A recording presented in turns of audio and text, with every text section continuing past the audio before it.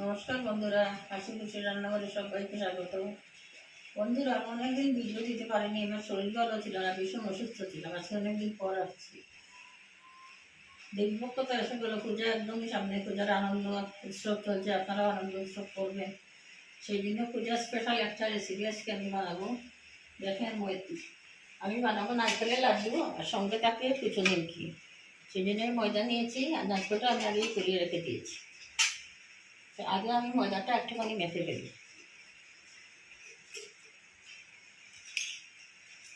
কালো জিরে, নুন এবং থালায় ঢেলে দেবো, বাটিটা ভীষণ ছোটো হবে না।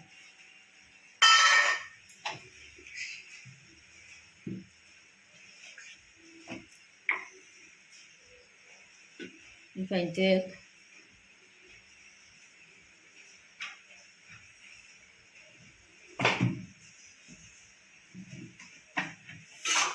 ময়দা আগে রেখে একটুখানি রেস্টে রেখে তারপর লাড্ডু বানাবো।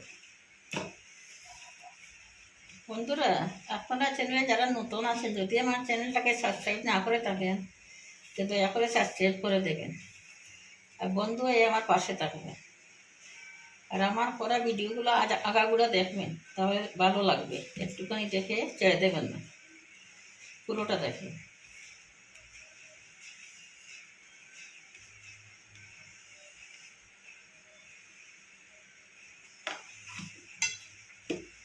সবগুলো শুকনো উপকরণ একসঙ্গে মিশিয়ে ফেলেছি। এখন দিয়ে দেবো গরম জল, দিয়ে মেখে একটুখানি রেস্টে রেখে দেবো। অল্প অল্প করে জল দেবো।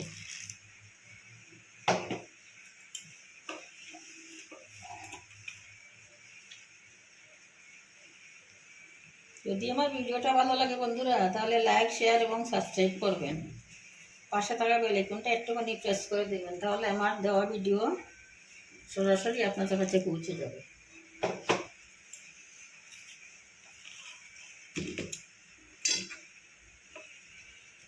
এইভাবে খুব ভালো করে মাখবেন, চটকে চটকে।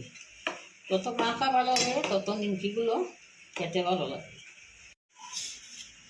বন্ধুরা, ময়দাটা মেখে রেখে দিয়েছি। এখন এই ফাঁকে লাড্ডুগুলো বানিয়ে ফেলব।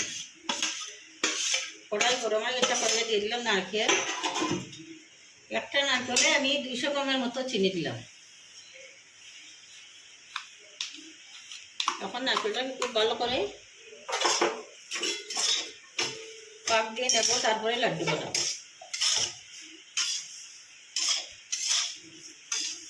আমি 2টা ফাটানো এলাচ একটুখানি করে দেবো,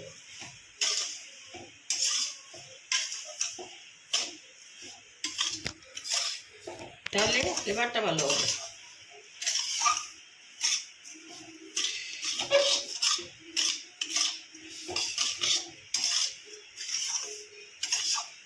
এইভাবে আমি আসানো হয়ে গেলে আপনাদেরকে দেখাবো। বন্ধুরা, আমার নারকেল আসানো হয়ে গেছে। এখন থালায় নামিয়ে একটুখানি ঠান্ডা করে লাড্ডু পাকিয়ে নেব। প্রায় 10 মিনিট লাগলো।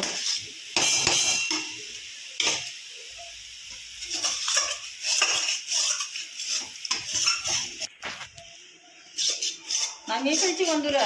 এখন আমি একটু ঠান্ডা করে লাড্ডু পাকাবো, তারপর আপনাদেরকে লাড্ডু পাকানোর সময় আপনাদেরকে দেখাবো। একটুখানি ঠান্ডা করতে হবে, হাতে লাগবে, ভীষণ গরম।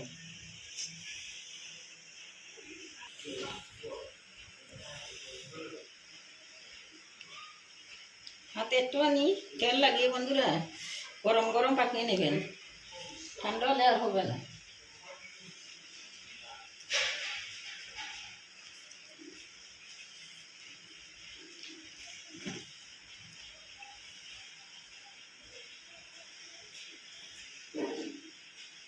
হাতের তালু সাইডে একটুখানি গুল করে নেবেন। এই যে দেখুন,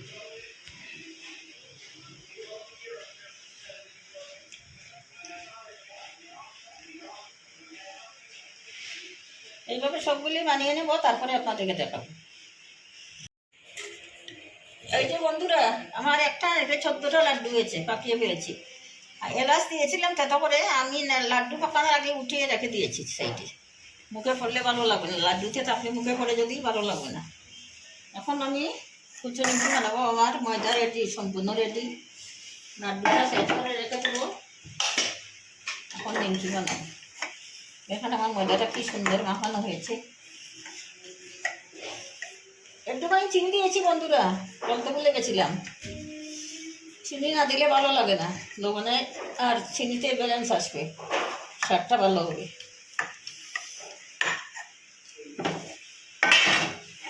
এখন আমি কড়াই বসিয়ে দিই।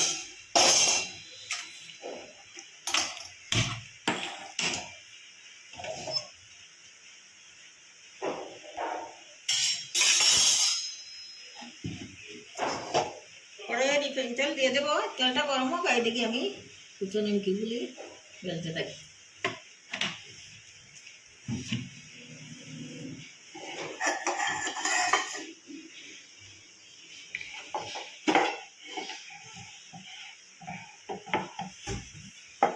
এখন লেচি কেটে নেবো, 4টা লেচি কাটবো, বেশি কাটবো না।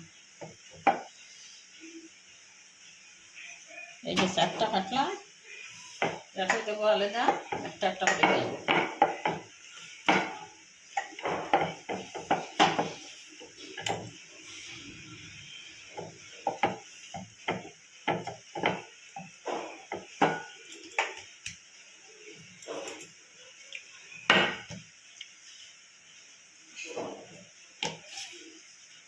এটা বেশি গোল করে না করলেও হবে বন্ধুরা, এটা তো কাটবো তো, কেটে যখন নেবো, কাজেই দাঁতটা বেশি গোল না করলেও হবে।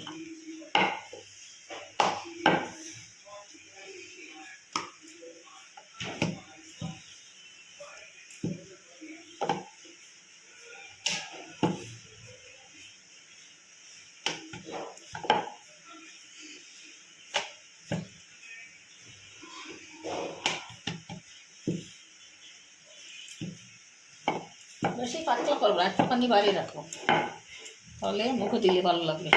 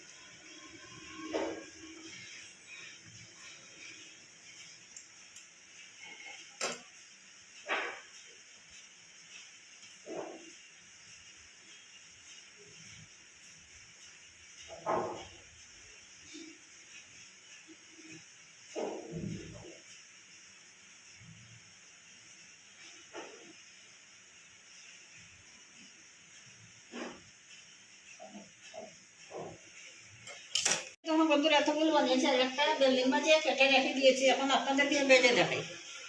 তেলটা বসিয়ে দিয়েছিলাম, তেলটা আমার গরম হয়ে গেছে।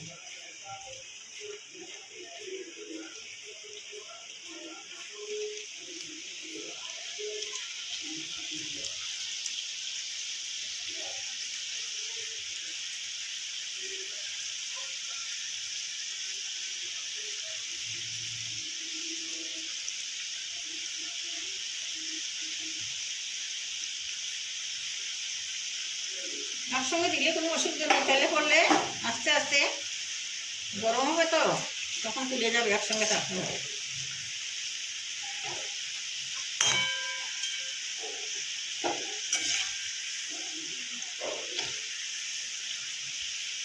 দেখুন সবগুলো খুলে গেছে। আরও দুটো একসঙ্গে দিলাম।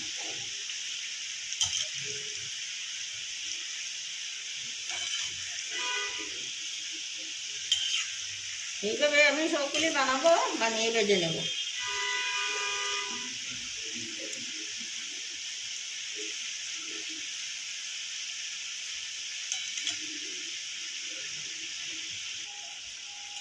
বন্ধুরা আমার এক বেশ ভাজা হয়ে গেছে, এই দেখুন কি সুন্দর হয়েছে। এইভাবে লাল লাল করে ভাজবে। দোকানেরগুলো এত ফুলে না, আমার কিন্তু এখন সুন্দর ফুলেছে, দেখুন মুখে দিলেই মিলিয়ে যাবে।